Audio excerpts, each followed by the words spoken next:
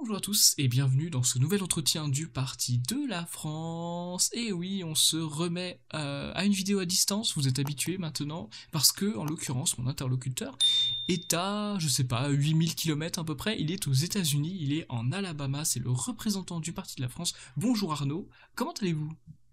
Ça va très bien, Alex, et toi? Bah écoute, ça va très bien, ça va très bien. Alors mon cher Arnaud, j'aimerais vous poser cette question. Vous êtes le représentant du Parti de la France aux États-Unis d'Amérique. Pourriez-vous nous raconter, tout simplement raconter à nos auditeurs, quel est votre parcours politique? Waouh, ok. Alors, c'est une très bonne question. Quand j'étais en terminale, mon premier engagement politique, c'était à l'UDF, Ok, qui est devenu ensuite le MoDem. Modem. À l'époque, c'était François Bayrou, qui était candidat à la présidentielle en 2007. Et puis après, j'ai été proche au niveau idéologique de Nicolas Dupont-Aignan avec l'idée que la France doit quitter l'Union européenne. C'est toujours une idée que je défends aujourd'hui. Et puis, progressivement, j'ai été de plus en plus à droite économiquement. Et maintenant, je suis économiquement très, très libéral. Très bien. Mais je peux me tromper, mais aujourd'hui, Dupont-Aignan, il est plus pour le Frexit. Je peux me tromper, hein. Non, non, Il me il sem- ne l'est plus. C'est ce qu'il me Aujourd'hui, semblait. il ne l'est plus, alors qu'à l'époque, il l'était. Et par Il n'y a pas exemple, de dans l'un de limite, ses ok. bouquins de l'époque, L'Europe va dans le mur, elle accélère, elle klaxonne, il défend clairement l'idée de la sortie de la France de l'Union européenne, puisqu'à l'époque, on n'appelait pas encore ça Frexit, par copie et mimétisme du mot Brexit, qui est arrivé le Brexit en 2016. Voté en 2016, effectif en 2020. Absolument, absolument. Mais effectivement, ouais, je n'étais même pas au courant que Dupont-Aignan était pour le Frexit, enfin pour une sortie de la France de l'Union Européenne. C'est intéressant. On en apprend tous les jours. Ouais. Et c'est pour Alors, ça qu'il a quitté l'UMP à l'époque. d'accord. Ok. Ouais, la division s'est faite là-dessus, principalement sur ce qu'on appelle depuis le souverainisme. Pour finalement abandonner cette idée. Finalement. Oui. Oui, puisque maintenant, il me semble qu'il veut une Europe des nations, il ne souhaite plus Ouais, quitter l'Union européenne à proprement parler. c'est ça. Alors, j'aimerais vous poser cette question. Vous vivez, mon cher Arnaud, aux États-Unis, en Alabama pour être précis. Pourquoi avoir choisi de vivre aux États-Unis? Alors, l'idée, c'est que j'ai beaucoup voyagé dans ma vie. J'ai vécu en Australie pendant 3 ans. J'étais prof de français en Chine pendant un an, à Pékin. Après, j'ai été prof de français à Hong Kong. Et du coup, les États-Unis, c'est vraiment le pays dans lequel je voulais aller depuis longtemps. Et le problème, c'est que l'immigration aux États-Unis est très, très compliquée. Donc, quand je suis venu ici en 2020, je suis venu ici avec un visa étudiant, faire un Master of Business Administration, un Master en administration des entreprises. Et donc, l'Université de l'Alabama à Birmingham, donc en Alabama. Et donc, du coup, je me suis retrouvé ici à Birmingham. Maintenant, j'habite à 15 miles, donc 25 km au nord de Birmingham. Et je pense que maintenant, ça fait presque 5 ans que je vis ici. J'ai déménagé aux États-Unis en août 2020. Et à vrai dire, je suis très content de mon choix et je pense que je vais rester ici un moment. Ben, on vous le souhaite si vous y êtes heureux, c'est très bien. Alors, en ce moment, les migrants sont renvoyés à la pelle par Donald Trump, mais vous, vous êtes encore là. Qu'est-ce que vous pensez de Donald Trump? Alors, d'abord, il y a une différence entre les migrants légaux et les migrants illégaux. Et sur le renvoi à l'appel, pour le moment, ça a commencé doucement, puisque les premiers mois, le problème, c'est qu'ici, il y a énormément d'actions en justice qui sont faites pour freiner les renvois de sans-papiers. Et donc, pour être vraiment précis, là, ça fait 2 mois que Donald Trump est président et les chiffres sont un petit peu inférieurs à la moyenne du mandat Biden, mais c'est en raison des cafouillages juridiques, puisqu'il y a énormément d'actions qui sont intentées par des ONG, par des autorités locales démocrates. Vous avez peut-être entendu parler des villes sanctuaires, sanctuary cities, qui sont des villes qui disent, voilà, nous, ici, on protège les sans-papiers, on ne fait pas de contrôle d'identité, et qui agissent de manière à freiner, voire bloquer les autorités fédérales par rapport à l'immigration illégale, en fait, empêcher d'agir ce qui est connu ici, vous avez peut-être entendu parler en France, le ICE, c'est Immigration and Custom Enforcement, qui est en gros l'agence qui s'occupe à la fois de l'immigration et des douanes. Donc c'est un peu, en France, ça serait l'équivalent de police aux frontières plus douane. Ok, intéressant, intéressant. Voilà. Mais pour vous, ça, quand même, c'est positif. Genre, les États-Unis ont un bon avenir, ont un avenir brillant devant eux sur le plan de l'immigration. Sur le plan de l'immigration, oui, parce que je pense qu'avec Donald Trump, ce qui va se passer, c'est que clairement, Donald Trump essaye de juguler l'immigration illégale, qui est quand même, qui a été pléthorique hein, dans les dernières années. À un moment, pendant les dernières années du mandat Biden, on parlait de 5 à 10 000 passages d'illégaux par jour.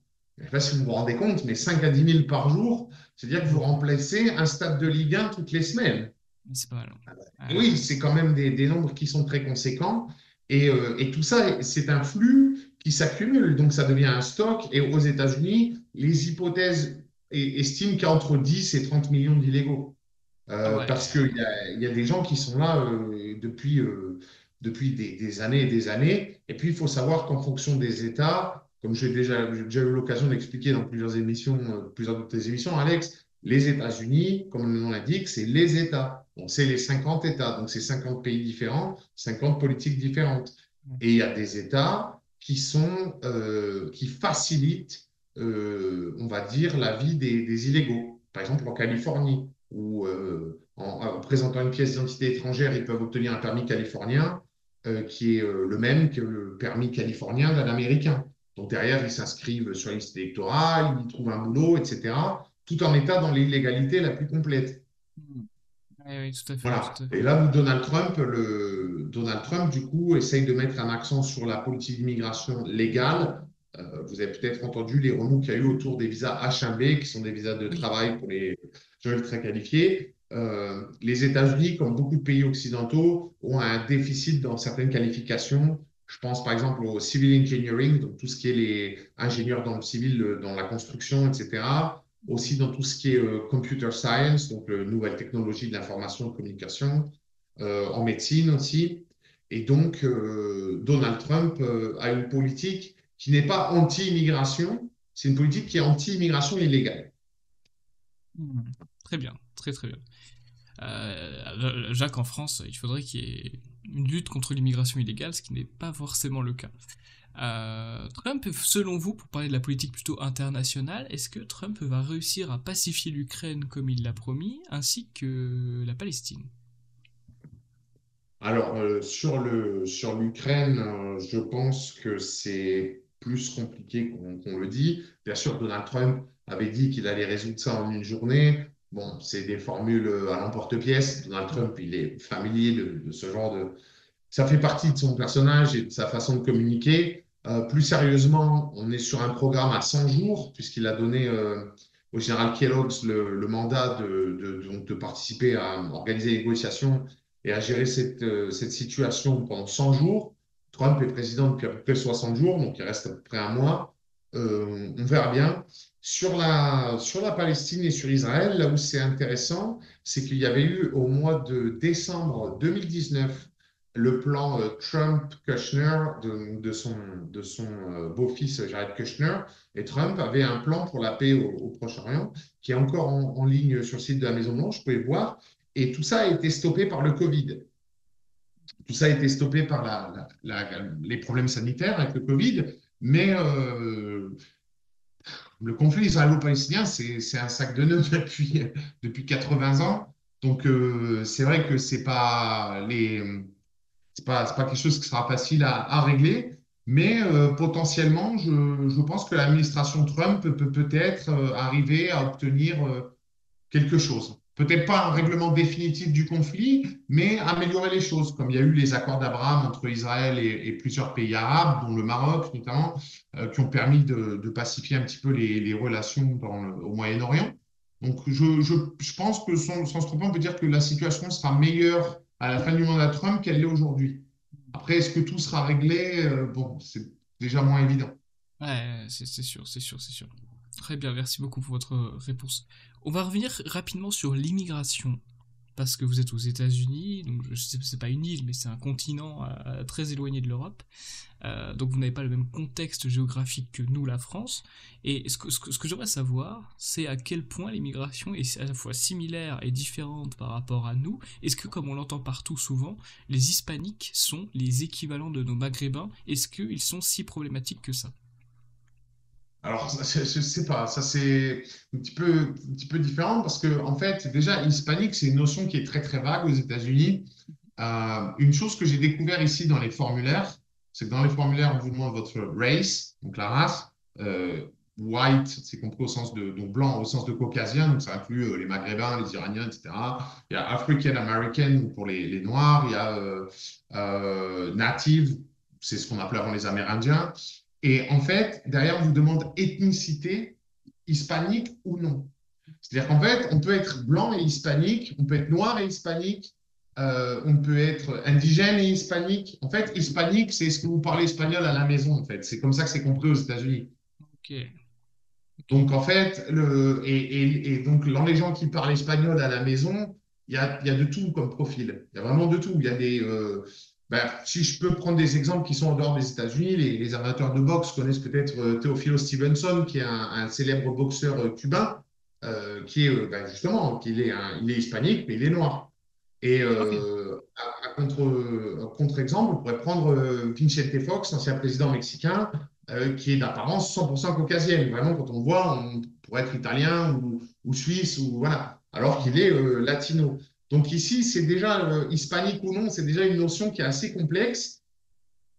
Et pendant longtemps, les hispaniques aux États-Unis étaient principalement mexicains, hein, en raison de la frontière entre les États-Unis et le Mexique, et le fait que beaucoup de territoires américains sont des territoires qui ont été mexicains à un moment, hein, le Texas, l'Arizona, le Nouveau-Mexique. Donc c'est d'ailleurs on parle de cuisine Tex-Mex, la cuisine texane mexicaine, c'est la même chose. Donc, il y a les hispaniques étaient traditionnellement, historiquement, des Mexicains et il y avait aussi des diasporas de pays bah, comme Cuba, par exemple, dont les Cubains, beaucoup dans le sud de la Floride, hein, puisque forcément, c'est l'endroit le plus proche de l'île de Cuba. Des Cubains qui votent d'ailleurs très, très à droite, soit dit en passant. Ils savent pourquoi ils sont venus aux États-Unis et pourquoi ils ne sont pas restés à Cuba. Et maintenant, il y a une immigration latino qui est plus variée, puisqu'il y a beaucoup de gens qui viennent des États d'Amérique centrale, comme le Salvador, le Guatemala, le Costa Rica, le Belize, le Honduras. J'en Belize, oublie un. Belize, il parle anglais, je crois. Donc, est-ce Oui, que le ça veut... Belize, c'est l'ancien Honduras britannique. Absolument. Et est-ce que ça veut dire qu'il Donc, ne faut ils pas parlent considérer anglais. comme hispanique selon la définition Non, mais il y a quand même aussi de l'immigration qui vient de là-bas. Ok. Et sinon, il y a l'Amérique latine, avec bien sûr bah, Colombie, Venezuela, énormément de Vénézuéliens de nos jours, y compris des gangs de Vénézuéliens qui posent problème, qui ont fait la une des journaux et des médias il y a quelques mois de cela, principalement au Colorado et à Chicago. Hmm. Et donc, oui, l'immigration latino aujourd'hui est beaucoup plus variée que par le passé, quoi. Ok, ok, c'est intéressant. Après, c'est souvent des gens qui sont venus ici, pour certains venus ici illégalement, mais la plupart des Latinos qui sont aux États-Unis aujourd'hui sont aux États-Unis légalement. Il faut Ok. savoir qu'à l'époque de Ronald Reagan, il y a eu une énorme vague de régularisation, une amnestie, comme on dit ici, où en fait, il y a énormément de Latinos qui sont arrivés dans les années 70-80 qui ont obtenu la nationalité américaine pendant la période Reagan, les années 80. Et donc, forcément, leurs enfants sont nés aux États-Unis de parents américains, donc ils sont américains dans tous les sens du terme, puisqu'ils sont à la fois nés ici et de parents américains. Hmm. Ok, je vois, c'est intéressant. Et j'en profite aussi pour vous Au poser la niveau question, parce que... de, Oui? oui, au niveau de, tu me demandais comment c'est par rapport à comment les Latinos. Au niveau des statistiques de criminalité, Ouais, c'est sûr que c'est plus élevé que les populations d'origine européenne, ouais, mais j'ai c'est vu ça. moins élevé que les populations d'origine afro-américaine. Bah, vous me faites ma transition, parce que justement, j'allais vous en parler. J'allais vous demander, nous avons évidemment des populations noires, des personnes noires, les États-Unis Mhm. aussi, sauf que nous, ce sont, on va dire, des migrants. alors que vous, ce serait plutôt, je dirais, des descendants d'esclaves, si on regarde l'histoire des États-Unis. C'est pas vraiment Historiquement, du... oui, les Voilà, ancêtres des Afro-Américains sont arrivés en même temps que les premiers Blancs, oui, voilà, évidemment. c'est ça. Donc, comment, déjà, est-ce que les Noirs là-bas sont équivalents aux Noirs chez nous en termes de comportement, en termes de communautarisme, etc. Et surtout, comment aux États-Unis il faudrait gérer le problème s'il y en a un, bien évidemment. Alors, ce que je dirais là où c'est différent, c'est, comme tu le mentionnais, c'est que les Afro-Américains ne sont pas pour leur immense majorité, des diasporas. Ce n'est pas des Mhm. diasporas. Donc, le truc, c'est qu'ils sont très patriotes. Pour la plupart, ils sont très, très patriotes. Et là où en France, on voit beaucoup dans les manifestations des drapeaux de tel pays, tel pays. Je ne veux pas citer de pays pour pas me mettre en porte-à-faux, Pas mais stigmatisé. ça peut être, voilà. Ouais.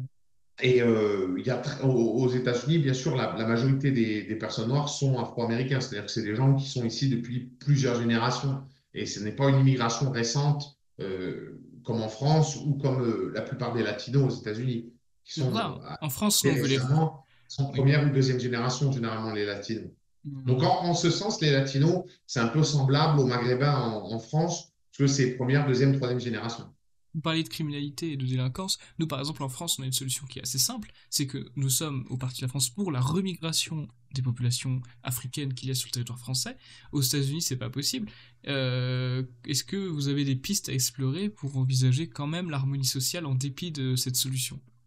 Mais en fait, aux États-Unis, bon, les statistiques criminelles sont assez connues, hein, les Afro-Américains, c'est à peu près un huitième de la population, mais au niveau de certains types de crimes, ça peut représenter jusqu'à la moitié des mises en cause. Le problème, en fait, c'est pas les Afro-Américains en général, c'est vraiment une petite partie des Afro-Américains qui, eux, commettent, on peut dire, la moitié du crime en Amérique. Et Ok. je pense que c'est plus un problème culturel, je pense.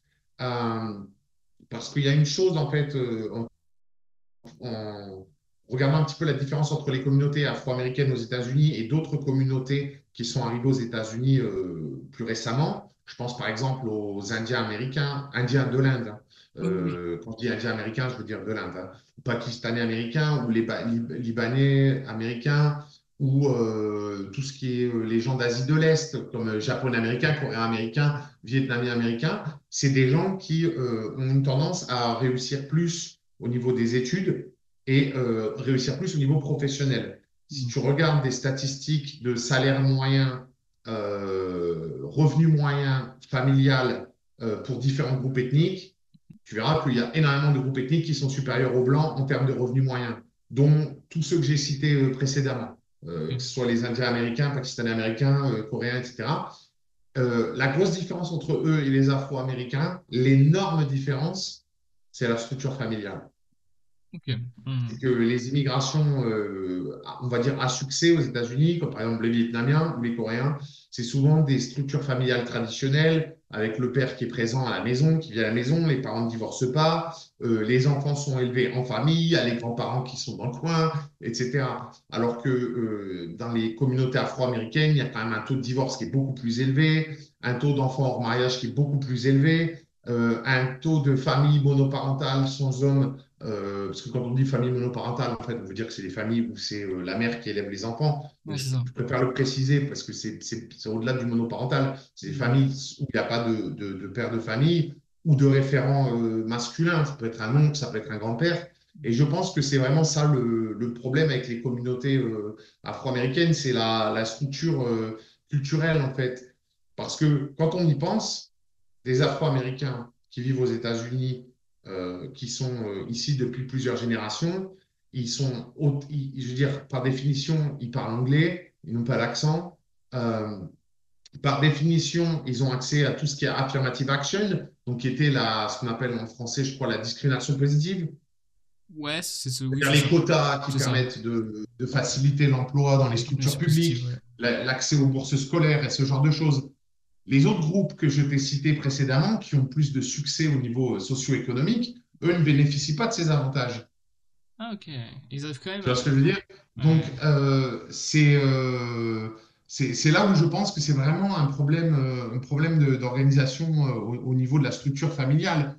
Parce que si on prend par exemple le cas des Libanais américains ou des Pakistanais américains, bon, c'est des gens qui sont, on va dire, bronzés, pour certains musulmans, qui débarquent ici aux États-Unis et pourtant économiquement ils réussissent plus. Donc Euh, le cliché perpétuel que j'entends en Europe de oui, mais en Amérique ils sont racistes, c'est tout pour les Blancs.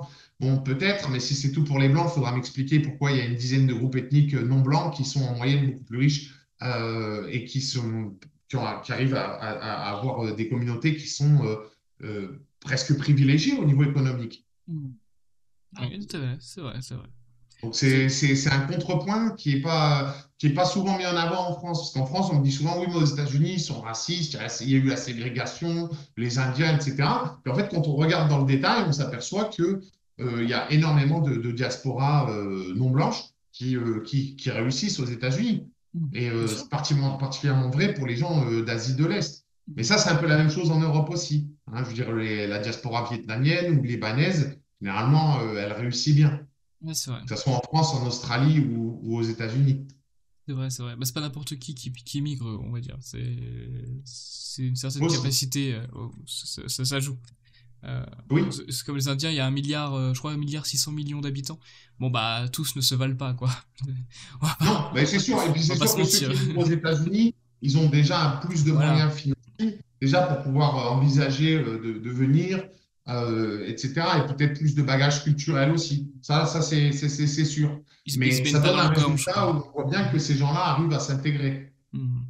Ouais, tout à fait, je Et comprends donc, tout en à fait. fait, tu vois, c'est pour ça que moi, je pense que l'intégration, ça dépend surtout du bon vouloir des gens, en fait. Ouais, c'est bien sûr, bien Je sûr. pense que c'est ça l'élément principal, c'est ce que les gens veulent s'intégrer à la société ou pas, en fait. Mhm. C'est clair, c'est clair. Alors, dernière question que je vais vous poser sur les États-Unis, après on parlera un petit peu de la France, si vous le voulez bien, bien évidemment. Dernière question sur les États-Unis, est-ce que vous pensez que c'était une erreur d'abolir l'esclavage? Non, c'est pas une vraie, je plaisante, c'est pas la vraie question.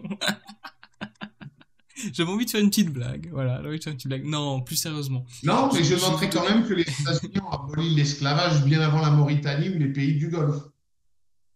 Si ça a Hein. permis de Puis pour placer une certains, l'ont bombe, aboli à la fin du XXe siècle, en théorie.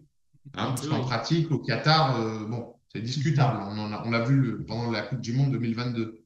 C'est vrai, mais c'était une plaisanterie évidemment. Je vais vous donner trois phrases qu'on entend souvent, trois clichés qu'on entend Mhm. régulièrement sur les États-Unis, des théories qui, bon, je sais qu'elles sont fausses, on va pas tourner autour du pot, mais moi ce que j'aimerais c'est que vous expliquiez en quoi elles sont fausses. Première Ben, phrase, première idée reçue qu'on entend souvent, les soins sont ultra chers aux États-Unis et on meurt si on n'est pas riche. Qu'est-ce que vous en pensez de ça? écoute, Alex, moi j'enjambe des cadavres tous les jours dans la rue. Non, évidemment, The Walking Dead. c'est un cliché. Alors, la santé aux États-Unis, effectivement, est plus chère qu'en France. C'est factuel.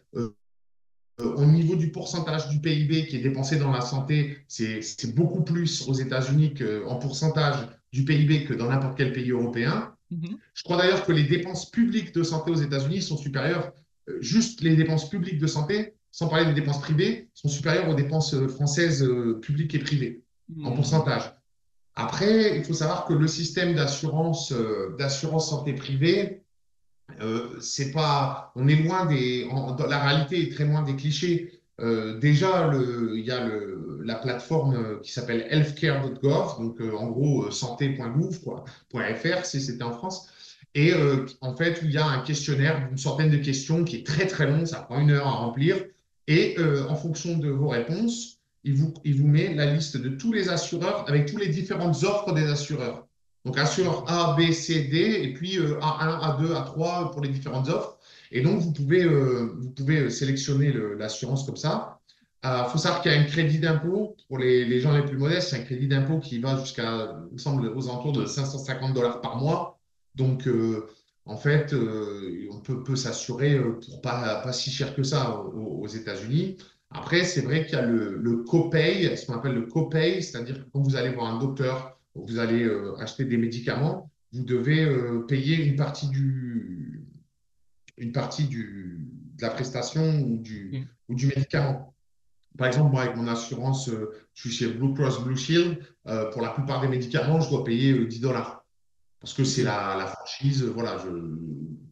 Mais non, effectivement, c'est beaucoup de clichés, puisque derrière, il faut voir que les hôpitaux américains sont quand même très, très bien équipés, sur tout ce qui est machines de pointe, IRM, PET scan et tout ça. Et puis, une autre chose aussi, c'est qu'il n'y a pas de... Aux urgences aux États-Unis, on n'attend pas pendant des heures. On va à Ouais. l'hôpital, on est pris en charge tout de suite. En France, ouais, c'est compliqué en France, hein. En France, je sais que j'ai eu des retours, ça peut être très long. C'est horrible, horrible, horrible. Et dès qu'on doit voir un spécialiste, c'est horrible aussi. Enfin, c'est la France, quoi. Ah, ça, j'ai entendu parler de délais des fois jusqu'à 6 mois pour certains Oui, c'est moi, ouais. spécialistes, Bah moi, pour les faut que j'aille voir dermatos, un, les ophtalmos, tout ça. faut que j'aille voir un dentiste. Là, j'ai 5 mois d'attente. Voilà.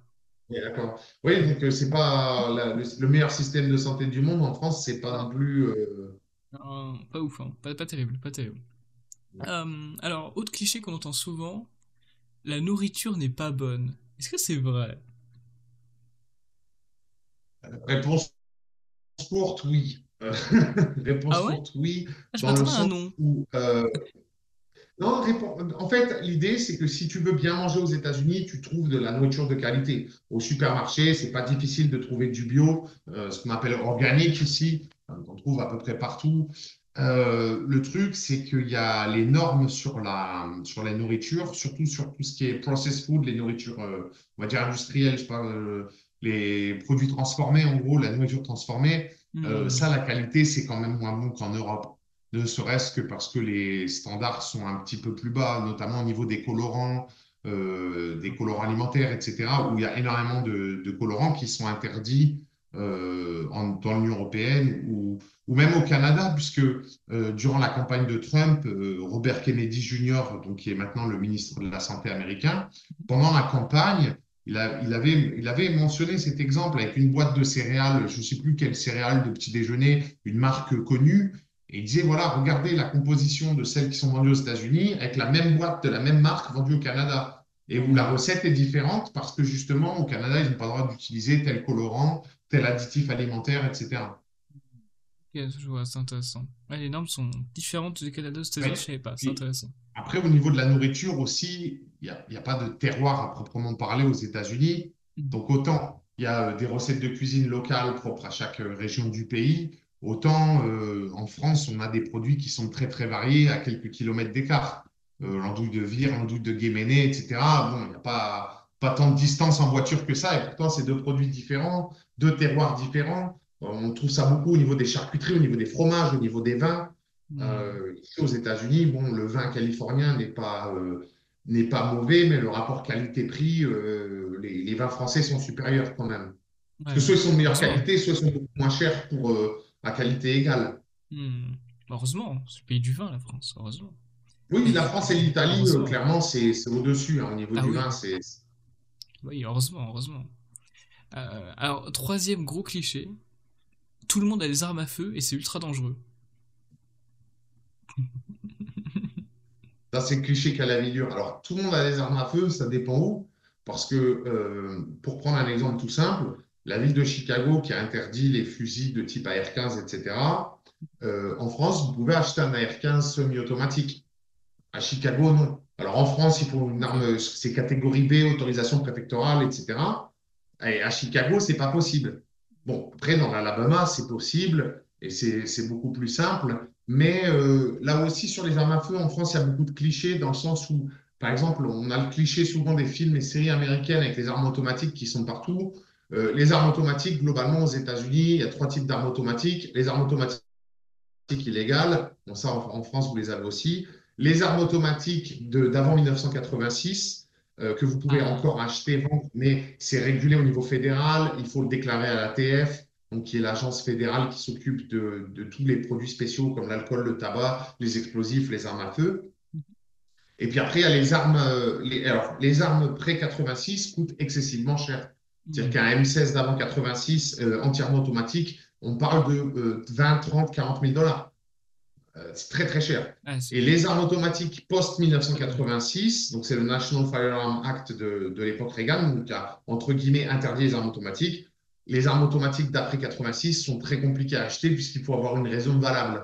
Hmm. Donc par exemple, ouvrir un stand de tir pour touristes, pour pigeonner des touristes, Évidemment que ça, c'est une raison valable. Et donc ça te permettra d'avoir une licence spéciale qui te permettra d'acheter des armes automatiques récentes, même d'en importer des Uzi, de tout ce qu'on veut. Et donc, mais c'est dans un optique de business. Ok, ok, ok. Ouais, je vois l'idée, je Voilà. vois l'idée. Il n'y a Donc c'est pas pas. il y a pas d'arme automatique d'après 1986 en circulation sans qu'il y ait une vraie raison derrière. Aux États-Unis, ok. Voilà. Ok, Après, intéressant. au niveau de l'Alabama, où je connais quand même, c'est là où je connais mieux, l'Alabama n'a pas vraiment de législation propre, donc ils appliquent la législation fédérale et rien de plus. Ils ne rajoutent rien au-dessus, Ok, contrairement ok. par exemple à la Californie ou à Chicago que je mentionnais Chicago. précédemment, Hmm. qui restreignent, ils prennent la législation fédérale et eux, ils mettent des restrictions au-dessus. Alors qu'en Hmm. Alabama, non. Et en Alabama, le port d'armes, c'est ce qu'on appelle constitutional carry, donc c'est le port d'armes constitutionnel. Donc en gros, avoir 21 ans, ne pas avoir fait plus d'un an de prison, Ok. C'est tout. Ok. vous pouvez avoir une arme à feu et l'avoir de manière visible ou dissimulée sur vous ou dans la voiture. Les exceptions dans l'Alabama étant tout ce qui est établissement scolaire, universitaire, les bâtiments fédéraux, ça c'est une loi fédérale, vous n'avez pas le droit d'aller à la poste avec une arme à feu, Ok. parce que la poste c'est des bâtiments fédéraux dans tout le Fédéraux, ouais. pays, sécurité sociale aussi. Et puis sinon, bah, les trucs qui sont de bon sens, hein, comme les bâtiments du comté, la prison, le tribunal, voilà. Mais Les sinon, par exemple, banques? vous pouvez aller partout, sinon au supermarché, chez McDo, au cinéma. Ok, ok. Ok, intéressant. Et Intéressant. globalement, dans le cadre de l'Alabama, je dirais que bon, moi j'habite dans la région de Birmingham. Depuis presque 5 ans que je vis ici.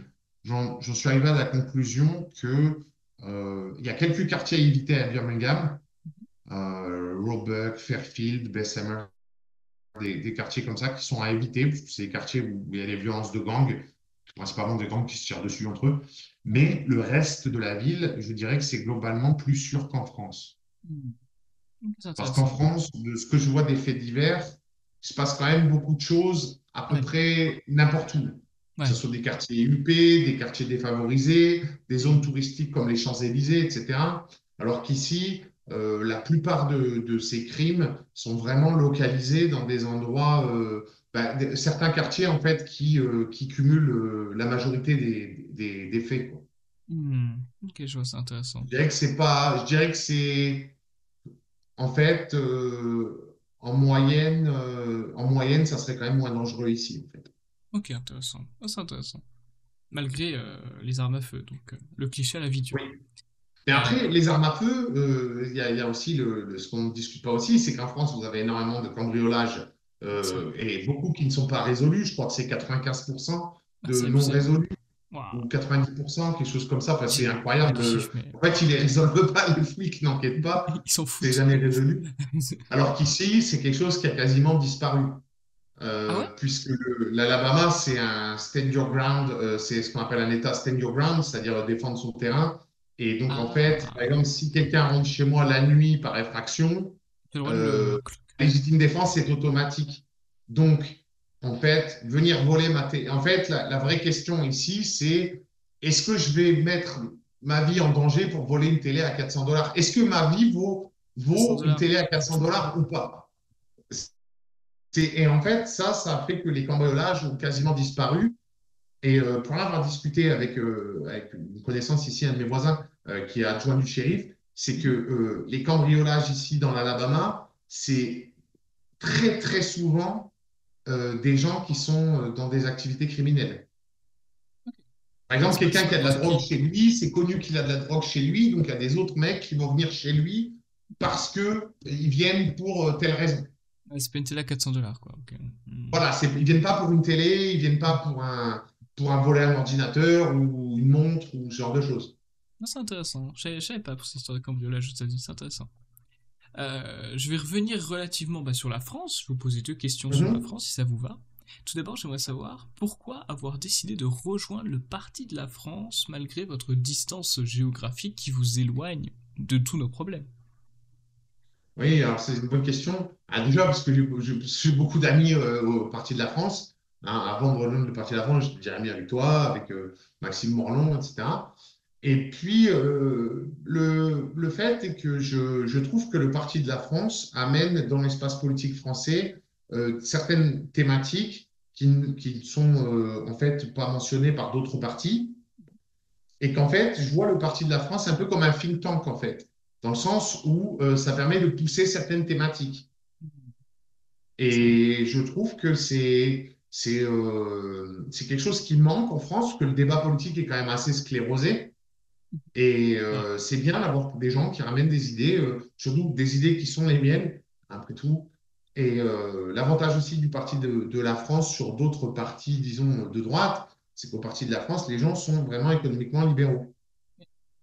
C'est pas Hein, comme et que le moi, je RN. suis pour l'économie de marché libérale. Ouais. Moi, je suis pour un État qui est centré sur ses prérogatives régaliennes, avec du budget pour les prérogatives régaliennes, mais beaucoup de décentralisation. Moi, je pense toujours qu'on est toujours mieux à avoir affaire aux autorités locales qu'à quelque chose de centralisé. Je le vois bien ici aux États-Unis avec les comtés. Le comté étant vraiment l'échelon de base de la vie américaine. C'est le comté qui gère tout.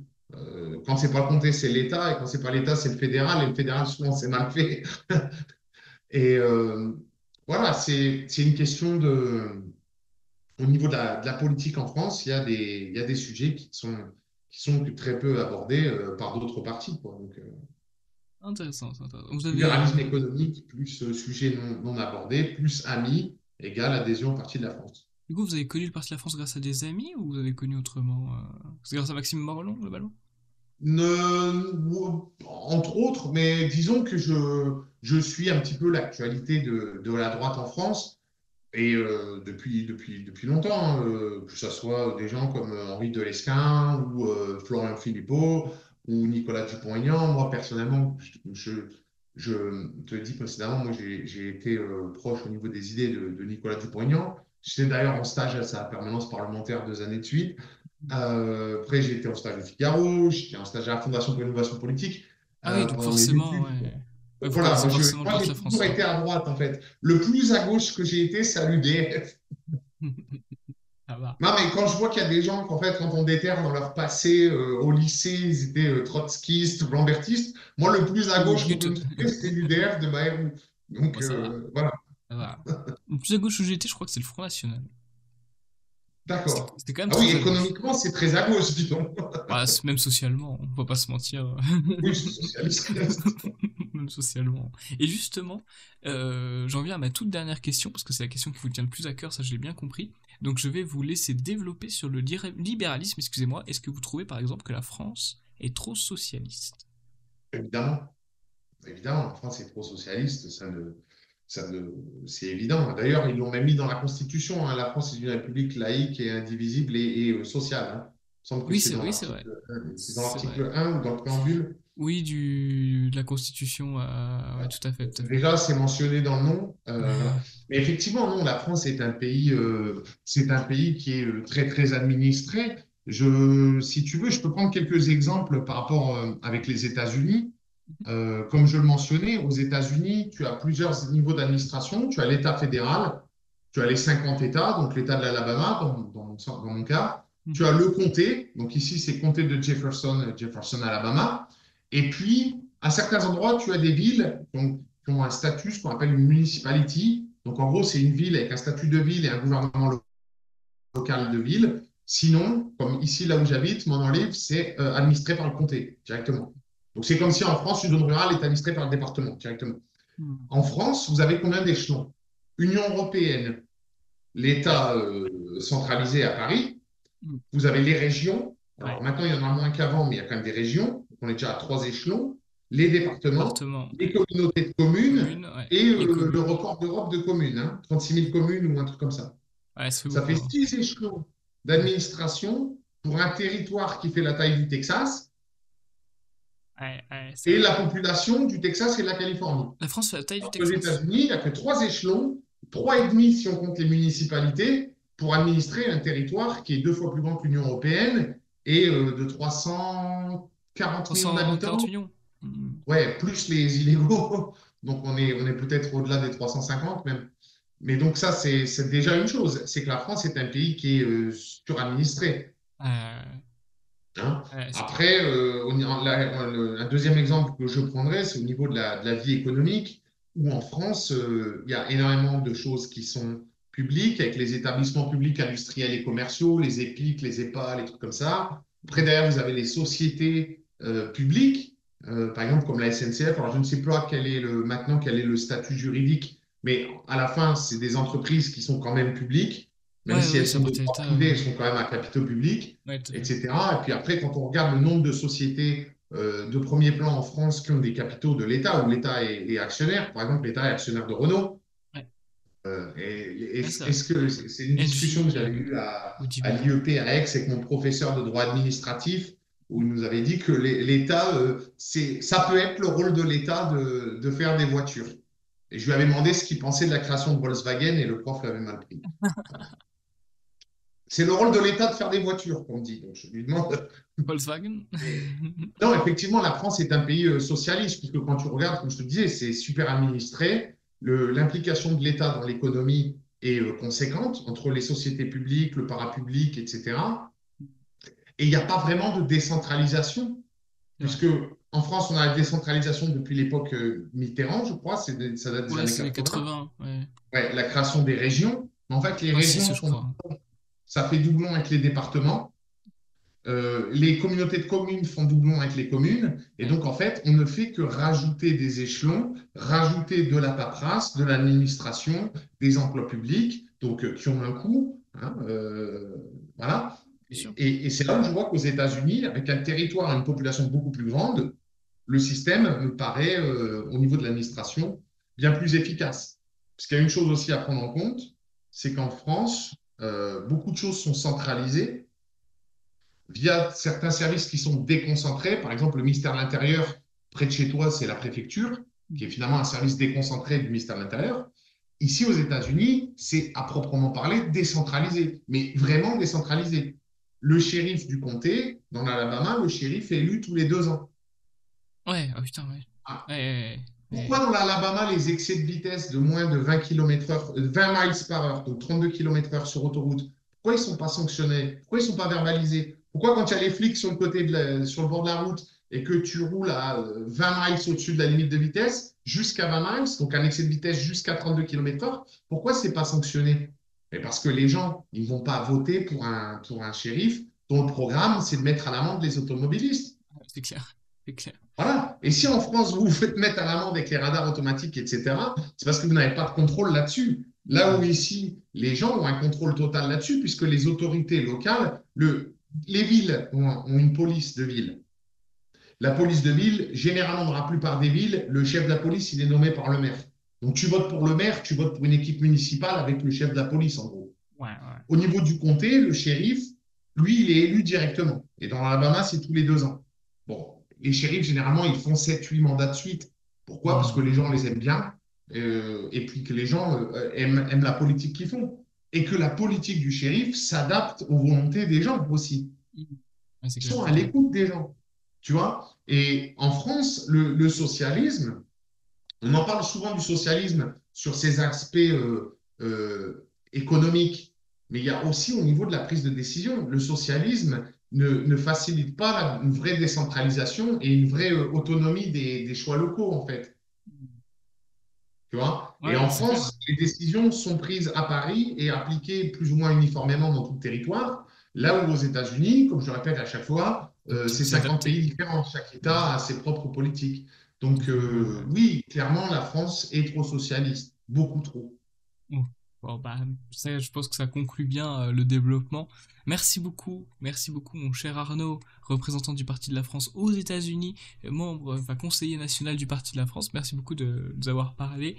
Et avec le petit décalage horaire, c'est vrai qu'il fait très tard chez moi, donc j'espère que c'est pas trop senti, que j'étais un peu fatigué, mais c'est vrai qu'il y a 6 heures d'écart, je crois, à peu près.